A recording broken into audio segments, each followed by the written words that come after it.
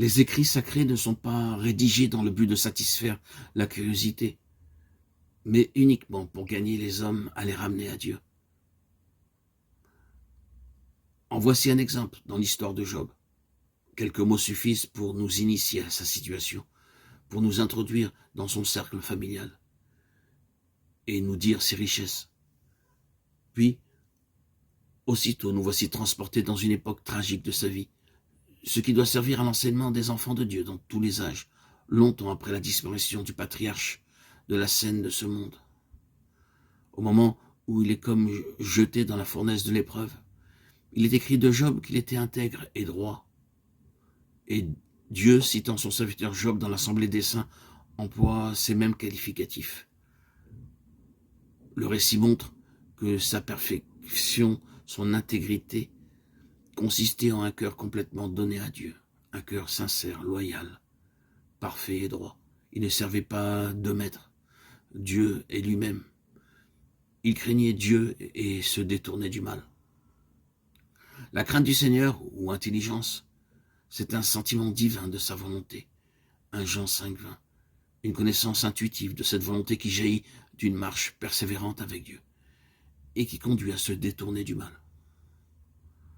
Connaître Dieu, comprendre sa pensée, sa volonté, fait connaître aussi combien est grande l'iniquité du péché. Mieux nous connaissons Dieu, plus nous redoutons de l'attrister. Cette crainte de Dieu chez Job est pratique. Non seulement elle le détourne du mal, mais elle lui fait comprendre la nécessité du sacrifice pour le péché. Il en a comme une connaissance intuitive, bien que la loi sur les péchés ignorés ne fut promulguée que bien plus tard. Si un homme pêche sans le savoir contre l'un des commandements de l'Éternel, il est coupable. Lévitique 5,17. Enseigné par Dieu, il salue même à l'avance ce meilleur sacrifice dont il est question au livre des Hébreux, cette aspersion de sang à l'intérieur du voile pour la purification constante de ceux qui marchent en communion avec Dieu. Hébreux 9, 26, 1 Jean 1, 7.